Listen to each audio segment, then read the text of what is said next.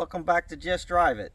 Yes, we're gluttons for punishment, and yes, we're pulling another car out, but it's not for me.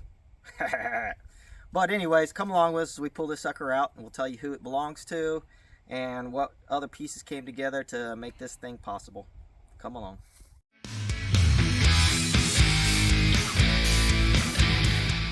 Okay, what we got is missing some parts, but the frame rails are perfect right through here. It's going to be real hard to see, but torsion bar support back up in there is good. And where you normally rust out isn't rusted out. So that means capture some stuff, but look.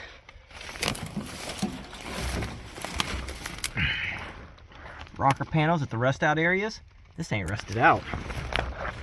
Now, missing some stuff, got some water, but it's still got its build sheet. Yes, a little bit of rust there. Let me get back underneath here. Perfect frame rails, even back there. So, I'm gonna have to get a few other parts. Yes, there is rust on this car. You can see, but it's not that bad. So, all up in there, just a little bit right there. Not in the deal. What do we have here? A wimpy 7 1/4. But when you need a rear end to move something, sometimes it's best. So, what are we doing again today? Yeah, we kind of screwed up and started before I started recording. This rear end we slid up underneath there is the one you saw on the trailer. And there's a backstory to it, and we'll tell you in a few minutes. But what we're looking at right now is we're working on getting the spring perches back on. This one had spring perches, but when they torched the bolts, it left a ridge and we couldn't get them past it. Just a quick look underneath. There's actually looks like it's got a ton of undercoating underneath here. There are some rust holes. You can see them right here and up there, but so far looking pretty good. So working on it some more. The other bad thing is we're gonna have to figure something out right here. Yes, he was right. Jason saw this before I did, but I think we can figure it out. We got tires with this rear end. We're going at it. Time to pull. All right. Now, as you can see, it's not in there properly because the shackles are messed up. Ooh, I'm getting a bunch of sun there. But we've got the rear end underneath there. I pushed those up to get them out of the way. Those are a pain if you're going on the trailer to try to get it up on the trailer. They like to snag. It's a bad deal. I still got to get one jack stand out, and we'll see how it goes from there. But we got progress. Next step is to actually pull it out of here. Here we go. There we go. Getting ready to pull it on out of the yard.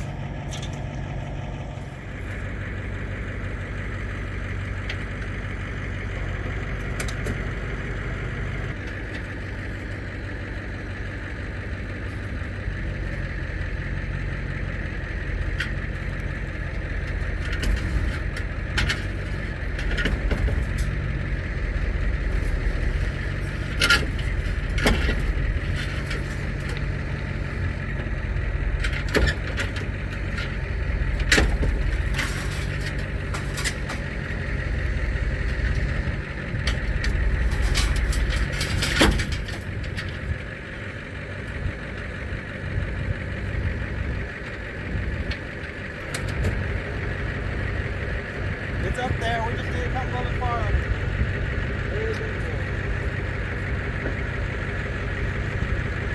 We ain't got no trailer, let me know, right? Okay.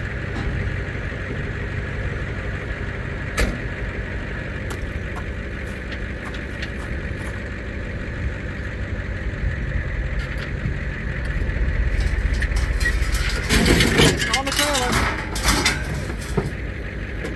It's on the trailer.